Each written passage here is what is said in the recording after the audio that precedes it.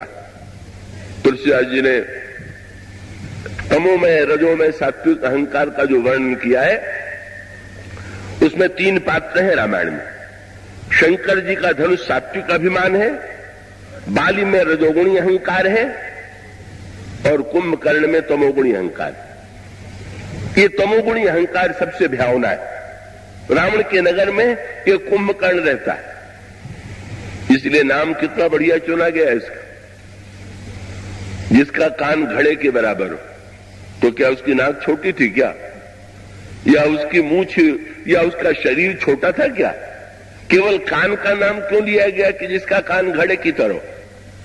इसका अर्थ है अभिमानी का कान सबसे बड़ा होता। बड़ा माने नाप तौल में बड़ा न मान लीजिएगा, अभिमानी का कान बड़ा होता है। इसका अर्थ यह है कि अभिमानी का ध्यान कान पर केंद्रित रहता है। कोई प्रशंसा करे, बस कैसे कान में प्रशंसा पड़े। प्रशंसा की शराब पीने की बेचैनी जिसके मन में है वो कुंभकर्ण ही है। वो कुंभकर्ण भले ही मर गया हो, पर हम लोगों में कितने कुंभकर्ण और कितने रावण। पर कृपा करके दूसरे को कुंभकर्ण न बना दीजिएगा। तो इस कुंभकर्णत्व को दूसरे में ढूंढना ये मनुष्य का स्वभाव। मुझे स्मरण आता है, दिल्ली में कथा हो रही थी। एक बड़े पदाधिकारी जल सेना के थे, अपनी पत्नी के साथ वो मुझे लेकर के गए थे कथा में। कथा समाप्त हुई, जब मैं गाड़ी में आकर के बैठ गया तो उन सेनापति ने मुझसे कहा कि ठहरिए, अभी कुंभकर्ण आ जाए तब न चले। उस दिन कुंभकर्ण की व्याख्या हुई थी। उनको कथा सुन करके लगा कि मेरी पत्नी पूरी कुंभकर्ण है। बोले कुंभकर्ण तो आ जाए। और संजोग ऐसा हुआ कि जब पत्नी आई तो आते ही उन्होंने कहा कि आज की कथा तो तुम्हारा ही वर्णन पूरा था। पति को लग रहा था पत्नी में कुंभकर्ण है, और पत्नी को लग रहा था कि कुंभकर्ण तो पति में ही। दूसरे में अभिमान नहीं, हम में कितना अभिमान है ये देखने और समझने की आवश्यकता है। तो ऐसी स्थिति में यूं कह लीजिए कि अगर हम अपनी प्रशंसा सुनने को बेचैन हैं, और कितने ऐसे व्यक्ति होंगे जो ये दावा करें कि अपनी प्रशंसा सुनने के लिए हम बेचैन नहीं, वो तो बहुत ही कठिन कार्य है। तो वही जहां पर प्रशंसा सुनने की बेचैनी है वहां पर कुंभकर्णत्व आ गया।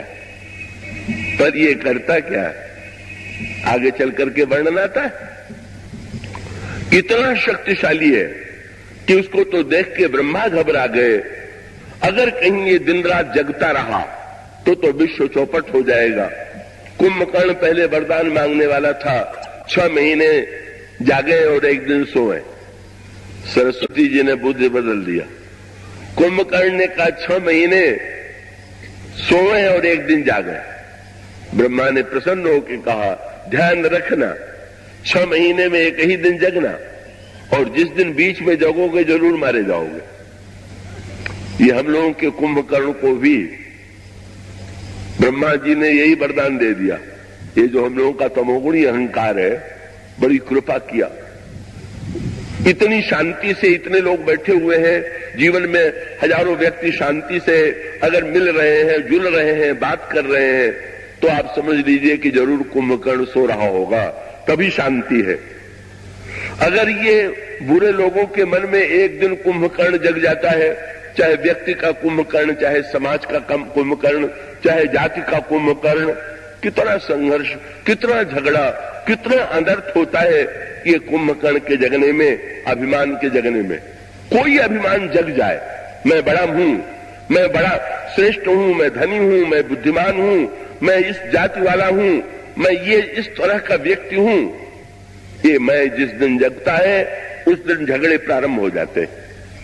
ब्रह्मा ने वरदान दे दिया था सो, और 1 दिन जगने में भी इतना अनर्थ होता था कि विश्व उठा करके जब जगता था तो खाना ही खाना प्रारंभ कर देता है। दूसरे को खा करके जो अपना पेट भरे वही अभिमान का कुंभकर्ण है। सो कुंभकर्ण तो सो रहा था। रावण बेचैन हो गया, हमारी सेना तो मरी जा रही है, अब कुंभकर्ण को जगाना चाहिए। और उसने बिना मतलब 20 समय में कुंभकर्ण को जगा दिया। यह है संकेत। ब्रह्मा ने कृपा करके सुला दिया था और रावण ने जगा दिया। रावण मूर्तिमान मोह है, ब्रह्मा बुद्धि के देवता है। बुद्धि के देवता की जब कृपा होती है तो हमारा अभिमान सो जाता है, और जब मोह हमारे हृदय में आता है तो हमारे अभिमान को जगा देता है। बिना सोचे समझे किस समय अभिमान जगने का भी एक समय हो तो कोई बात नहीं है, पर चाहे जिस समय बिना किसी कारण के ही अभिमान जग जाए, अनवसर में जग जाए, वो तो बहुत बुरी बात है। और रावण ने कुंभकर्ण को जगा दिया, और जगने के बाद फिर एक लंबा प्रसंग है, और उस लंबे प्रसंग की अंतिम परिणति होती है कि पहले तो रावण को कुंभकर्ण ने फटकार दिया, खूब फटकारा। कुंभकर्ण ने रावण से कहा, जगदम्बा हरि आन कै सठ चाहसी कल्याण।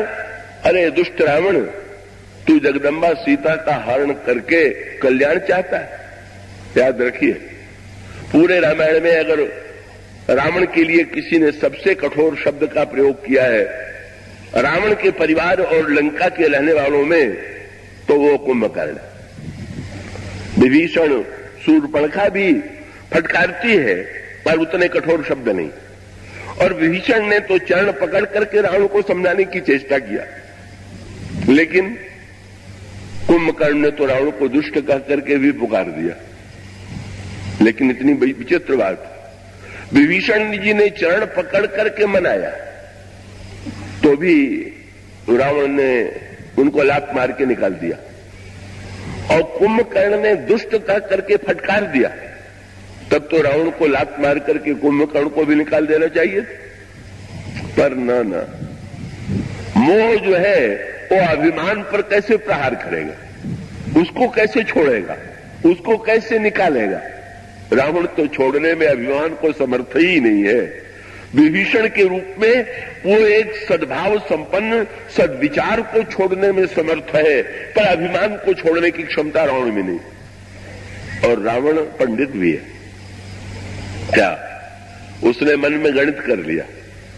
विभीषण ने कहा और अंत में वही किया, मुझे छोड़ करके राम के पास चला गया।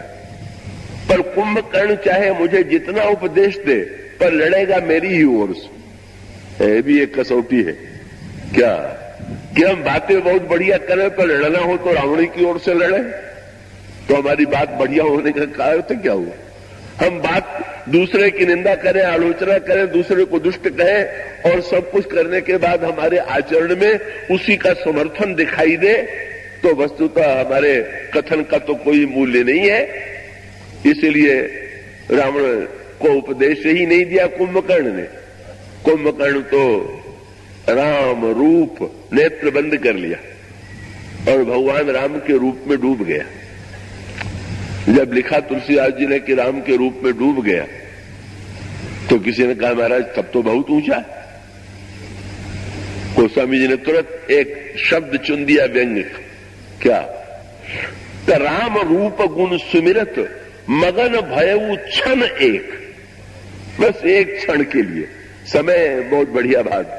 अच्छे विचार में कौन ऐसा नहीं है कि जो एक क्षण के लिए न डूब जाता हो। ध्यान में भी डूब जाते हैं, पूजा में भी डूब जाते हैं, बढ़िया बात करने में डूब जाते हैं, पर क्षण भर डूब जाना ही जीवन की पूर्णता नहीं है। एक क्षण डूबे और 23 घंटे और बाकी शेष क्षण तक उतने घंटे तक हम दूसरी वस्तु में डूबे रहे।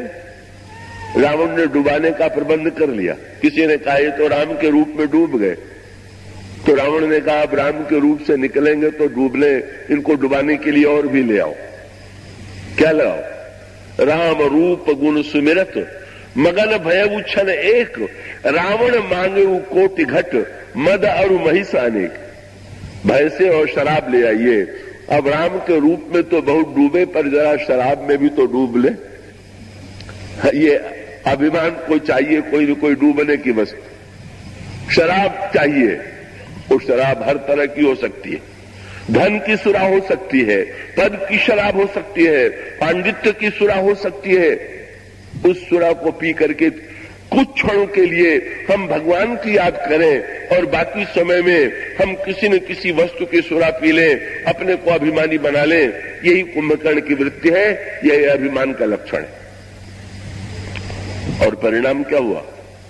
जब कुंभकर्ण से रावण ने पूछा, गर्जना करने लगा शराब पी करके, महिष खाई कर मदरा पाना, गर्जा बजरा घास समाना। जब गर्जने लगा तो कुंभकर्ण से रावण ने मुस्कुरा के पूछा, कितनी सेना लेके लड़ने जाइएगा? कुंभकर्ण हंसने लगा, सेना लेकर के तुम लोग लड़ते हो, हम अकेले लड़ते। ये अहंकार कहता है कि और बुराइयां मिल के लड़े तो सफल होती, पर मैं अकेले ही आ जाऊं तो सबका सत्यानाश कर दूं। इसलिए उसने कह दिया, मुझे कुछ नहीं चाहिए, कोई सहायक नहीं चाहिए। दूसरे गोस्वामी जी ने कहा कि कुंभकर्ण जो था वो अकेला जो है चला दुर्गतज सेन न संगा, नहीं आवश्यकता है किले की, नहीं आवश्यकता है सेना की, हम अकेले। और उसको अकेले आते देख करके बंदर तो खा गए धोखा। क्या बोले, आज तक लंका वाले बड़ी संख्या में आते थे, ये पहला मूर्ख आ रहा है जो अकेले चला रहा। कुंभकर्ण दुर्मद रणरंगा चला दुर्गतज सेन न संगा। और बानरों ने जब देखा तो पहले तो उनका नियम था कि कोई जब योद्धा आता था तो भगवान राम बताते थे कि इसको कौन मारेगा, लक्ष्मण जी मारेंगे कि अंगद मारेंगे कि हनुमान जी मारेंगे, कौन आक्रमण करेगा, किधर से आक्रमण करेगा, ये उसको बताया जाता था। लेकिन बंदरों ने सोचा अब इस अकेले से लड़ने के लिए पूछना ये तो व्यर्थ की बात है, इसको तो अभी हम मारे देते। बस वैसे चक्कर में पड़े, भगवान को तो कर दिया पीछे, पूछना भी भगवान से आवश्यक नहीं समझा और चल पड़े। वो गोस्वामी जी ने कहा जितने बंदर थे, किसी ने वृक्ष उखाड़ लिया, किसी ने पर्वत के टुकड़े ले लिए और जब कुंभकर्ण पर डाल करके फेंकने लगे तो कुंभकर्ण को तो ऐसा लगता था कि जैसे मेरे शरीर को कोई खुजला रहा। और इतने नहीं, बंदर जब पास में आए तो उठा के उसमें खाना शुरू कर दिया। ये कौन है? ये बंदर सत्कर्म है। सत्कर्म के द्वारा जब हम प्रहार करते हैं कुंभकर्ण पर, अभिमान पर, तो अभिमान को खुजली होती है। ये जो थोड़ा पूजा पाठ का पत्थर फेंक करके, दानवान का पत्थर फेंक करके जब हम अभिमान को मारना चाहते हैं तो उसको खुजलाहट होती है। अच्छा भाई, ये भी एक आनंद है। लेकिन अगर कोई जाए तो उठा के खाना, जो खाना प्रारंभ किया, कोटि कोटि कपि धरी धरी खाई, जनु टीड़ी गिरी गुहा समाई। जैसे कोई टिड्डियां पर्वत की गुफा में बैठ जाए, बंदर वो खाने लगी, बंदरों को खाने लगा कुंभकर्ण। हाँ, ये बात जरूर थी कि बहुत से बंदर कान के रास्ते, नाक के रास्ते निकल भी भागे। हाँ भाई, एक कुंभकर्ण जब अभिमान खाने लगता है तो नाक कान के रास्ते कभी कभी निकल भागने वाले भी थोड़े लोग हैं। लेकिन वो तो बार बार उठा करके, कभी कभी ऐसा भी होता है कि सत्कर्म करके अभिमान नहीं हुआ तो नाक कान के रास्ते निकल के किसी तरह से बच गए। सो लेके फिर लिखा हुआ है, हनुमान जी लड़े, हनुमान जी ने कुंभकर्ण को मूर्छित कर दिया, पर कुंभकर्ण ने हनुमान जी को भी मूर्छित कर दिया। एक बराबरी का एक बड़ा विचित्र युद्ध है। दोनों योद्धा ये अनोखी रूप। सुग्रीव लड़े तो सुग्रीव तो कुंभकर्ण को मूर्छित नहीं कर पाए, कुंभकर्ण ने उन्हीं को मूर्छित कर दिया। और अंत में कुंभकर्ण ने तो सुग्रीव को मूर्छित करके बगल में भी दबा लिया और वो दबा करके बगल में ले जा रहा था रावण के पास। लेकिन सुग्रीव जी की मूर्छा बीच में ही खुल गई और जब देखा कि मैं कहां हूं, कुंभकर्ण के बगल में, तो बड़ा दुख हुआ। बहुत बढ़िया बात। सुग्रीव कौन है? बोले मेरा स्थान कहां था और मैं कहां आ गया? मेरा स्थान तो प्रभु के चरणों में था, ये मैं कुंभकर्ण के बगल में कैसे पहुंच गया? इसी प्रकार से जिसके जीवन में ये ग्लानि उत्पन्न हो कि मुझे तो भगवान के चरणों में होना चाहिए था, ये अभिमान ने मुझे दबा लिया। बगल में होने का अर्थ है अभिमान हम लोगों को दबा लेता है। सुग्रीव बड़े ज्ञानवान हैं, पर ज्ञानवान सुग्रीव को भी अभिमान ने दबा लिया। यह है अभिमान की शक्ति। लेकिन अंतर इतना ही है कि दबने पर भी जिसको दबने का बोध ही नहीं हो रहा, वो सुग्रीव नहीं, उसकी गर्दन बढ़िया नहीं। सुग्रीव का ये गर्दन जो है जिसकी बढ़िया होती है वो झुकती है सरलता से। गर्दन का काम झुकना है। जिसका सिर झुके ही नहीं का उसकी तो ग्रीवा सुंदर है नहीं। कैसे लिए तो सुग्रीव तो स्वभाव से अभिमानी नहीं है, पर अभिमान के चक्कर में पड़ गए और जब जग गए तो सोचने लगे अब क्या करें, इसको मार हम सकते नहीं, इससे लड़ सकते नहीं, बचे तो कैसे बचे। तो उन्होंने दो काम किए और बहुत बढ़िया उपाय उन्होंने किया। क्या? तुरंत मरे हुए की तरह वो बन गए। निबुक गए उतने ही मृतक प्रतीति। और ये बहुत बढ़िया मंत्र है। अभिमान से बचना हो उसके दबाव से, तो मुर्दे का ध्यान जरूर कर लीजिए, क्योंकि मुर्दा ही ऐसा है कि इस पर चाहे फूल बरसाइए, चाहे अभिनंदन पत्र पढ़िए, चाहे स्वागत कीजिए, चाहे सत्कार कीजिए, मुर्दे पर कोई प्रभाव नहीं पड़ता। वो और मरना सबको है, मुर्दा सबको ही होना है। और उस समय इनसे कई वृत्ति आ गई तो कुंभकर्ण ने सोचा कि ये तो मर गया मेरे दबाव से, और अब जब मर ही गया तो इसको लेकर के लंका में जाना व्यर्थ है, इसको हटाओ। सो उसने अपनी भुजा अभिमान का दबाव छूटा और अभिमान के दबाव से ज्ञान निकला, पर सोच दिया क्या कि अब क्या करें। कुंभकर्ण तो जीत करके जा रहा है, किसी तरह से इसको लौटाना चाहिए। और लौटाने के लिए उन्होंने कहा कि अब मैं इसका सिर तो काट नहीं सकता, पर नाक कान पर थोड़ी चोट तो पहुंचा ही सकता हूं। सो बंदर तो थे ही, उछले और दसनन काटी नासिका काना, कुंभकर्ण की नाक काट दिया। तो अभिमानी को तो अपने नाक की बड़ी चिंता रहती है और कान की भी। नाक नहीं कटे ये उसको बड़ी चिंता रहती है, और लोग मेरी प्रशंसा करें, तो कान और नाक में ही तो बेचारा केंद्रित है। सो भागे, बड़े चतुर निकले। इन्होंने बहुत बढ़िया भागना सीखा था सुग्रीव ने। हाँ, ये बड़े भगोड़े थे, रामायण के सबसे बड़े भगोड़े सुग्रीव। मायावी से डरे तो बाली को गुफा में छोड़ के भाग खड़े हुए, बाली से डरे तो फिर बाली को देख करके भी छोड़ करके फिर भाग खड़े हुए। भगवान राम से जब मिले और भगवान राम ने मित्र बना करके कहा जरा बाली को जा करके चुनौती दो, तो चले तो गए।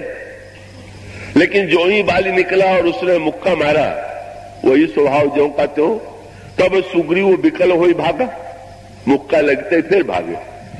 लक्ष्मण जी से नहीं रहा गया। लक्ष्मण जी ने कहा महाराज आपने मित्र बना लिया, पर इसका स्वभाव थोड़ी छूटा, पहले भी भगोड़ा था और अब भी भगोड़ा पर ज्यों का त्यों। प्रभु ने कहा नहीं लक्ष्मण, पहले से अब अंतर आ गया। क्या? बोले पहले भागा था तो संसार की ओर भागा था, और इस बार भागा तो मेरे पास आया।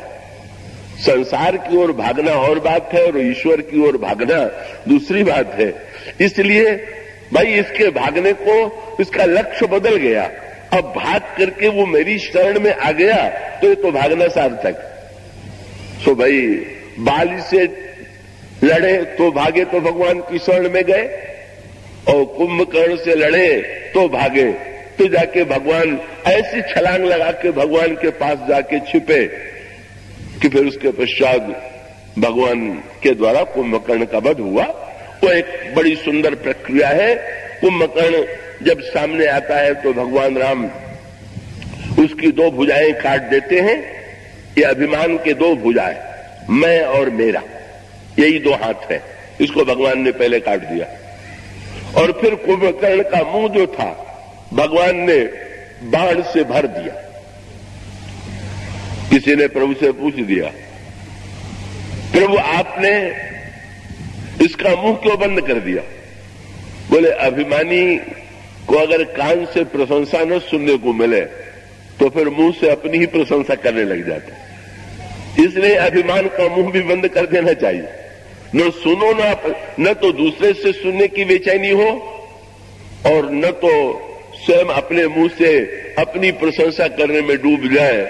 भगवान श्री राम ने 2 भुजा काटी, कुंभकर्ण का मुंह बंद कर दिया और अंत में कुंभकर्ण का विनाश करके, वध करके, उसका सिर काट करके उसके तेज को भगवान ने अपने आप में विलीन कर लिया। अभिमान भी जो था वो ईश्वर में जाकर के समा गया। अभिमान जब तक संसार से जुड़ा हुआ है तब तक दुखदाई है, और अभिमान जब भगवान में समा जाता है तो कल्याणकारी हो जाता है। पर प्रभु ने लक्ष्मण जी से जरूर पूछ दिया, बोले सब लड़े कुंभकर्ण से, तुम चुपचाप बैठ गए? लक्ष्मण जी बिल्कुल लड़ने के लिए नहीं गए।